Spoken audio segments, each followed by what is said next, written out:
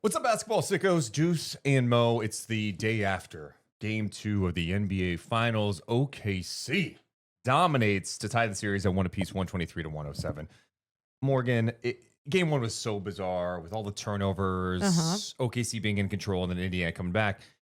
This game was much more about OKC coming out, setting the tone, looking more like the Oklahoma City Thunder. Yeah, they set the tone, and then they never looked back. I think I said to you later on in the game, I was like, well, it always felt like an 18-point lead or whatever it was. And the closest that they got it in the second half was, 14, within 14. And so, OKC was in control. And, I mean, I think there's still something fun to look at when a team is dominant. But, like, when it is the finals, you do want to feel like the other team still has a chance. And I do in the series, but just in the game, I was kind of like, I was bored by the third. Yeah, like, do we have to have a series that's just like, hey, OKC's up by double digits the whole time, and hey, maybe, just maybe Indiana can get back into it. Yeah, you just never know. I thought SGA was fantastic. Game 1, he was so like aggressive, but it just felt like it was all SGA. It was almost playing into Indiana's favor. Jalen Williams was not good, and Chet wasn't very good. This game, I thought SGA's decision making, quick, methodical, surgical, whatever you want to call it. Well, I just thought, like, he read the game well. He wasn't holding the ball too long. When he was in the post, he felt that double coming. He got off of it fast. I thought he made great decisions with the ball, and then he just got to his spots. Yeah, and when he did get to his spots, I thought that it even seemed more automatic than it was in the first game, right? Just comfortable, and like the way that he would elevate, where he would release. Again, things that he's done all season long, but then when you do see it a little bit off in a game, you just question like where his mental's at, or like what he's feeling. Is he feeling the pressure of the defense? But in this one, it was just like, no, he also set the tone with himself as an individual of like wherever he wanted to get, he was also going to execute. I was showing Morgan a video during the game, and it was, I don't know if it's from like last offseason or whatever, but it was like SGA on a ball. Yeah, like a Bosey ball. Yeah, just to be clear, he was on a baseball or a basketball. There you go. Bosey ball is the best way. Yeah. And then like he's got like a trainer throwing him this like 3-pronged thing that was like kind of looks like a bop it. Okay. That's a great way to explain it. Your descriptions are so much better than mine right now. Thank you. One of them's gray, then yellow and red, and so the trainer would throw it, and SGA is like balancing, and the trainer would be like, gray, and you have to grab the gray. Anyway, I'm just like, yeah, this guy's balance is unbelievable, and like he's just so good. Even when they were sending 2 at him, just splitting the defense, and just the way he can like change direction, get some contact, finish through the contact. It's crazy. Well, and it's like, obviously all season long, like he's had the ability to do this. But I think when you see it at the highest level in the finals, when there's more desperation from teams, you just see it's like taken to another level. And they're throwing good defenders at him too, and he's still making shots. Yeah. And so no, it was, and that's why it was like, I would say yesterday's game was more about like seeing that pure dominance, especially from him, the MVP of the league. Some people will look at that and be like, that's just boring. That's just boring when you see that. But then they'll look back in 10 years and be like, oh my God, do you remember? Thank you. I'm telling you, this happens with every guy. It's just like, it's so boring. Like someone in our Discord was just saying, oh man, we used to have finals with LeBron and Steph in it. And now we get this. I'm like, you were bored then. These are 2 teams that play team basketball. They play hard. They're fun. Like I don't look at last night and go, man, Indiana didn't bring it. Yeah. No, I thought OKC just had a championship level performance. Their best player was so good last night. He had 34 points, 11 of 21 shooting, only made 1 3. He's 11 of 12 at the free throw line, 8 assists, 4 steals for him to go along with his 5 rebounds. Yeah, and you know, you just talked about though team, and then you do look down the line and you do look down the bench. As Stephen A wanted to call him Aaron Williams, I believe. It's Andrew Wiggins. But it's actually Aaron Wiggins. Aaron so Wiggins, you just made fun of Stephen A. God damn it. You just butchered that. Fuck. I'll never forget Aaron Wiggins because what he dropped on the Kings, like 40-something points. That was a game. There was the night Luka got traded, and Wiggins and the Thunder destroyed the Kings. I think OKC had like 72 points in the paint, and Wiggins was cooking Sacramento. Well, Aaron Wiggins, though, in this game, he had 18 off the bench, and you just think about like, again, the team as a whole and what they can provide. And it's not even like it was like, oh man, they needed their bench to step up. It just felt like it was within the flow of the game. Caruso also adding 20. Again, a guy that we always talk about that just needs to add on the defensive end. And then if he gets the offensive end going, it's always a plus. And it was happening for him. The ball was popping more. I felt like the decisiveness as a group, we talk about with SGA, but as a group was really strong. And both those guys you mentioned, Caruso and Wiggins, those two would have been the leading scorers for Indiana in game 2. Just pretty impressive to see how they played in this one for Oklahoma City. One thing I wanted to bring up too, there was so much talk after game 1, even before game 1, like, hey, Dagnall's changing the starting lineup. Why would you change the starting lineup and take Hartenstein out? You got to go double big. You're going away from what got you 68 wins. But I'm like, okay, like also Casey Wallace started 43 games and Chet missed time and Hartenstein missed time. Like, please tell me you're not paying attention throughout the year without telling me you're not paying attention. But you know what I like? Game 2, he went with the same starting lineup, but it's the tweaks that were made. All right, the double big lineup has been effective for us, but here's the thing. The double big lineup has not been effective against Indiana in the playoffs. And you've seen it series after series with Giannis and Lopez and then Mobley and Allen and last series with Kat and Mitchell Robinson. So what Dagnall decided to do was change it up. And you saw the first time we saw the double big lineup was against Obi Toppin and Thomas Bryant as opposed to Siakam and Turner. And that was, I thought, really effective. That was a great tweak by Dagnall. It was super effective on the offensive end. I mean, you saw Hartenstein to Chet. The ball was just popping from here. And then Hartenstein, you thought was going to go for a floater. No, it's an alley-oop to Chet. Like, just the feel of the game with the bigs and just being able to go back to that lineup. But then also you talk about with that unit, I think with the Pacers, whether it's a second unit or wherever Rick Carlisle went with some of those people when Tyrese Haliburton was out, OKC also went into that zone a few times just to throw that at them. And it just felt like it was just keeping them along the perimeter. I mean, everything was just slowing them down, stopping them. And it just felt like no one could break through all the little things that Dagnall did. The biggest thing defensively too in this game, I mean, OKC played some good defense in game 1. There's a reason why they were up, but I thought Indiana's defense was awesome in game 1. I thought one of the big differences here in game 2 was the rebounding, and part of that is in game 1 OKC played so small at times. I mean, we saw lineups without Chet and Hartenstein on the floor. Well, they made some other tweaks too, not only playing the double big line, but also playing some Kenrich Williams, who I think had 4 rebounds in 7 minutes. Check this out, Morgan. Game 1 rebounding, 56-39 in favor of Indiana. 56-39. Game 2, 43-35 Oklahoma City. So that was obviously a big time factor in this one, is being able to, hey, we get a stop, let's get a rebound, let's get out and push. And I thought they did a good job getting into their early offense. It wasn't like, oh, they had a whole bunch of fast break points. It was just speeding up their offense, getting the ball up the floor, and being decisive against this Pacers team. So I thought there was a lot of good stuff. And then Chet was so much better in this game. He defensively, I thought, was fantastic and help. You definitely saw like, oh, this is why OKC's been successful. It's because of Chet's impact. And Jalen Williams had a good game too. 19 points from him, 5 assists, 5 rebounds, 8 of 9 at the free throw line. Well, and we can continue talking about OKC in the way that they defended someone like Tyrese Haliburton now going to the Pacers side and Siakam. And Siakam. I just starting with Tyrese though, because I thought there was a few times throughout this game where I was like, man, Tyrese, isn't getting anything. He didn't get anything going until late, right? And we'll get into that even in a second. But I thought OKC's defense was doing such a fantastic job of taking him out of it. But now that we've seen Tyrese make his, I guess, in-series adjustments, I don't feel like they've really necessarily been in-game adjustments throughout this postseason for him. They've really been like, he sees, he learns, he makes that tweak the next game. And I think he will make the tweak in game 3 of just like making sure that you're still putting the pressure on them, because they're putting the pressure on you. They're throwing everything at you. And that's really hard to find a way to navigate through and to still be productive, but at this, like, desperation calls, like, you have to find a way. You have to be aggressive. So he had 3 points at halftime. He ends the game with 17 points, 6 assists. The number that's eye-popping for him is the 5 turnovers. That's not something you see out of him. 7 of 13 shooting. This is what we talked about going into the series, though. You know, it's like, if people want Tyrese to be aggressive and look for his. Yes, absolutely. Okay, but this is not like you're facing the Knicks. Okay? Where you're like, hey, Tyrese, like, you have opportunities here.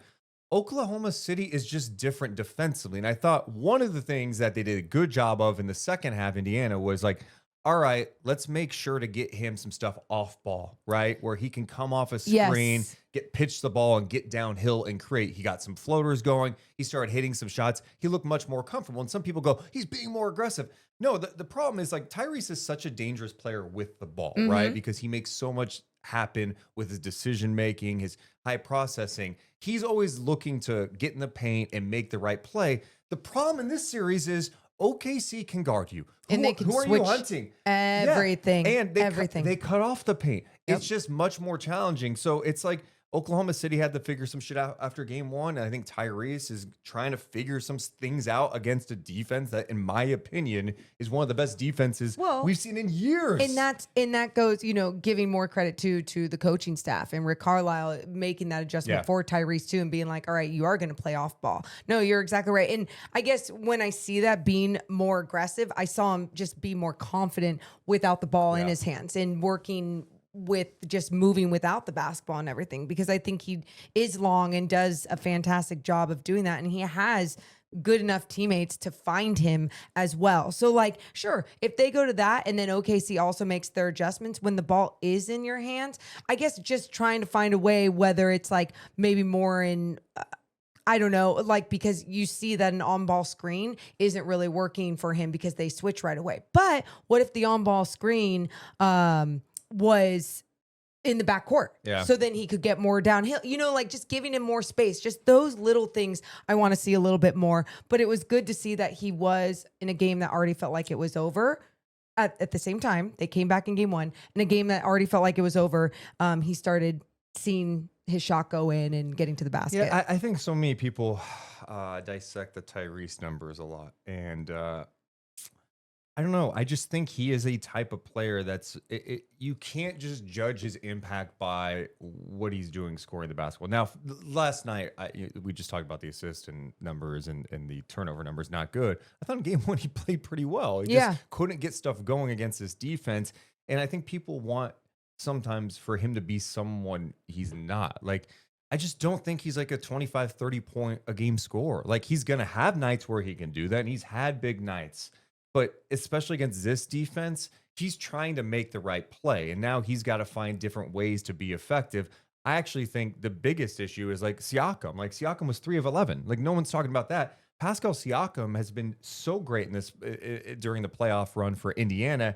He ends up with 15 points in this game, 3 of 11 shooting. And one of the things I thought OKC did a great job is, like, obviously individually, like, Jalen Williams is an all defensive guy. He makes life challenging, but Siakam could still score. They have really cut off Indiana's transition game.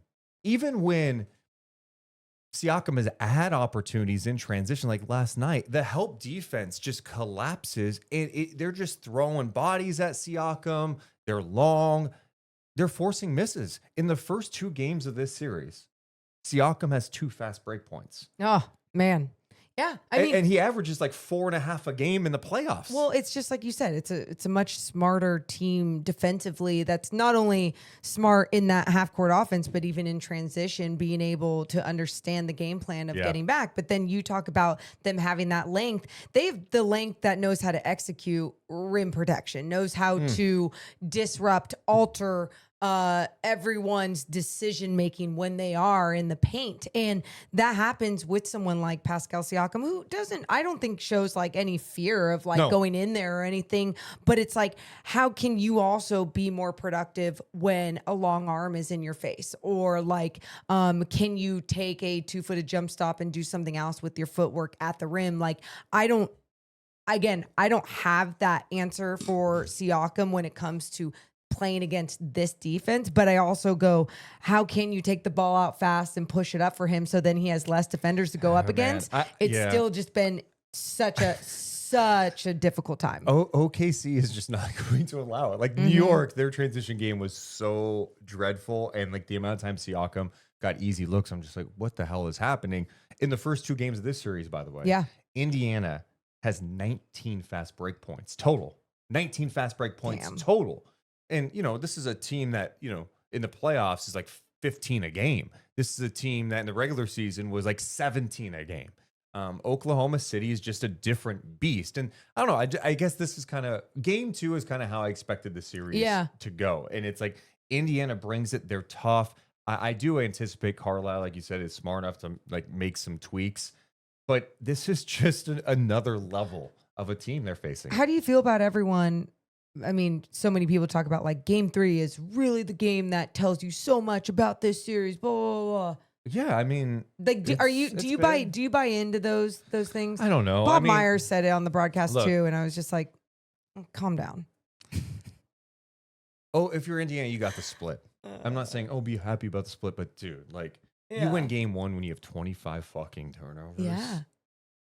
You're down double digits, 15 in the 4th. You got a game in Oklahoma City. That's a win. Obviously, it'd be great to get both at Indiana. I think that's going to be tough. I mean, if you're Indiana, it's 2-2 headed back to OKC. You're like, okay. I just think what's tough for them in this series is like, does Indiana have the ability to win another game in OKC? It's just that environment last night was insane. They're just really good at home. We know this, and we just know how good OKC has been against the East this year.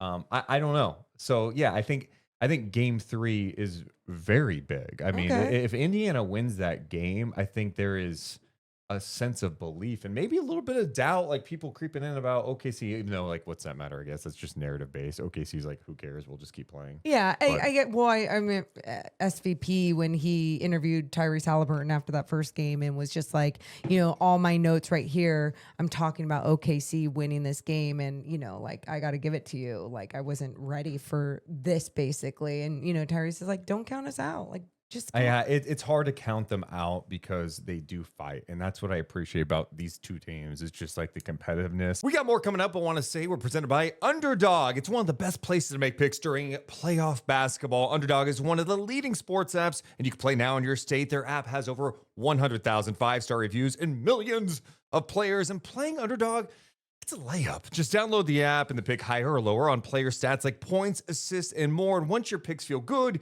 you can play for as little as $1. If you get everything right, you could win up to 1,000 times your money.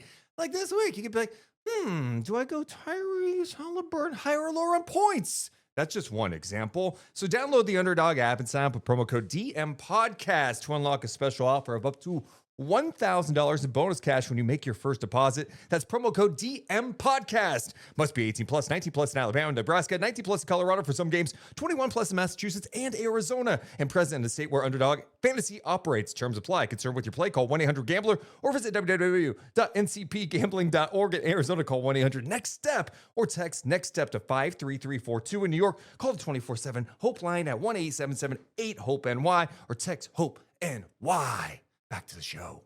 You know, I think, you know, from Indiana's perspective, you're like, all right, Tyrese is going to learn from this game. Siakam will be better. And there's still good things that they got. You know, like Miles Turner has been really good, I think. He wasn't as effective last night in game 2, but he's just a tough cover. I was talking to Morgan about this. I'm like, man, like, you could tell Chet struggles with him on both ends at times too. And it's because of his ability in the pick and roll game. Like, yeah, he can roll hard to the basket, but he could also pop out for 3. He can also, he'll like charge hard and then stop on a short roll and he can hit a jumper. But you were you were saying more even with Hartenstein too, just like he's not as mobile, obviously, as a big. And so like he's had those issues of making sure to have that extra, like get out in time on that closeout on Miles Turner when he is stretching the floor. That's what I'm saying though too. I like the fact that like Dagnall was like, hey, I'll play these guys against Obi and Thomas Bryant because they don't have to pay as much attention to Thomas Bryant. I mean, a little bit. Like, he can stretch the floor and hit a 3, but like ultimately OKC is going to trust their ability to protect the paint, which they've done all year, and then recover. They're great at closeouts. Yeah, I mean, it's fun. I love these two coaches. I think they're two of the best coaches. You know, Dagnall, probably top 3 coach in the NBA already. Carlisle's done it forever. Yeah. You know, I think in some ways, I think people are realizing now in this Pacers run, like, oh yeah, he is a great coach. Like, you know, for a few years you didn't talk about him the end of the Dallas thing in the beginning of Indiana, but yeah, the guy's brilliant. So I'm excited to see what it looks like in Game 3. So what'd you think of the broadcast? I'm glad you're asking me that. It was, you know, there's been so much talk about the broadcast. I thought it was way better. It was. They did. By the way, they brought back. They did. I was ranting about this by myself after Game 1. I'm like, there's nothing on the court that says finals. So there. The NBA, ESPN's adjustment, ABC's adjustment was to put the Larry O'Brien trophy digitally on the court. Yes. Then they switched it up and put the NBA Finals presented by. Which I like the logo. Again, it's just like it. Put it on there. Put it on the court. We did it for years. If the in-season tournament courts, we puke colors on there. Puke. There's all these different designs, and the finals come. It's like, whoa, crap, we forgot about this. Hey, can we do a digital thing? Like, come on. Anyway, to your point about the broadcast, yeah, I actually felt like there was maybe some adjustments for them after Game 1. Like, I thought it was much smoother for that group. They were communicating, all 3 of them, and I just thought the flow of I like this is hilarious that we're breaking and analyze, because I don't feel like I've ever really had to analyze anything that like Mike Breen has like ever done. But I also think when you're thrown a brand new team of people every single time on a broadcast, like that's what people don't understand. And I think even people at the top sometimes think like they're like, yeah, this person's good at this person's good at this person's good at this. But like chemistry is everything when you're on a broadcast, because you want to make sure that you're enjoying the game. Like you're talking with the people at home. Yeah. You're educating, having fun, like all the different things. And I felt like yesterday was finally a combination of that for these 3. Mike was doing a good job of including Doris, including Richard, making sure to throw things at them. Richard was talking a lot about his past as an NBA player, you know, throwing his examples out there. And then Doris's breakdowns are always just absolutely fantastic. Her timing is fantastic and everything, and everyone can shut the fuck up when it comes to saying anything bad about her. Honestly, I did not think we were going to go a deep dive in the broadcast right now, but sure. Yeah, I mean, they also, like, you talk about, like, teams having to deal with distractions. Like, the story comes out, like, ESPN and ABC is thinking about replacing Doris Burke on the, like, A team next year. And, like, I'm sorry, like, whoever leaked that, like, that's so fucked up. It's the middle of the series. They're trying to do their job. I think something that doesn't get talked enough about is Breen worked for a decade plus with Jeff Van Gundy and with, why am I blanking? Mark Jackson. Thank you. Sorry. I almost called him Mike Jackson. And then last year, remember, it was Doc Rivers and Doris. Do you remember Doc Rivers was a part of this? Yeah, I totally forgot. And one of the things when they hired him was like, you're not going back to coaching, right? And then he got the Bucks job. Yep. Okay, then it was JJ. Doris, and Mike. Okay? And then this year, it's Richard, Doris, and Mike. And I don't know, because I don't keep track of this, like numbers like I do for a team. How many games do you think that trio has done together this year? I'm going to say 50? No. Not even close. So I'm going to say max 20. No, yes. Really? More, they're not doing games together every week. Like sometimes Brain is doing a game like with Doris. That's sometimes true. he's doing one That's like true. Okay. The trio. I mean, figure when I'm doing a Kings game that they must be on maybe, together somewhere in the world. So Okay. it's like it is building chemistry. It's learning each other, and you're trying to do it at the highest level. I did have a couple of numbers about this game I wanted to drop in there too. Yeah. To go back. I don't know why I'm forcing this, but okay. I just want to see what you think about this. So game 1, Oklahoma City in the paint shot 42%. Okay. On 2-point shots, 41%. Okay. Game 2, 58% in the paint. From 2, 56%. Wow. So that's another number that jumped out to me. Well, much better focus, because even like looking at all the categories today and the stats and the numbers for both teams, like I'm really looking at everything, comparing the two, and I'm like, man, they both made 14 threes, you know, shot 38%, 35%. Both teams shot 48% and 45% from the field. You look at offensive rebounds, 11 and 7, like turnovers, 14, 15. My 10 more free throws made for Oklahoma City last night. And I guess my point to this, even seeing like the efficiency with some of those shots being made and just them being more locked in, OKC being more locked in, more focused on making sure that they were making their easy shots, on making sure that they weren't turning the ball over, that they were just making their life a little bit easier. I think that ultimately that they got to play more of their game without the Pacers disrupting what they were trying to accomplish. 16 rebounds off the bench between Hartenstein, Wiggins, and Kenrich Williams. That's a great number too. Just your bench production too. Yeah, it's awesome. huge. Well, game 2 was fascinating. What do you think about game 2? How are you feeling about game 3? Do you give the Pacers a chance, or is this kind of what you expect going forward? I don't know why I'm holding this up. Do you expect this going forward? Let us know in the comments below. Hit the thumbs up and subscribe. Deuce and Mo. Deuce and Mo. Deuce and Mo. They tell you what they know. Deuce and Mo. Deuce and Mo. Deuce and Mo. The podcast that you know.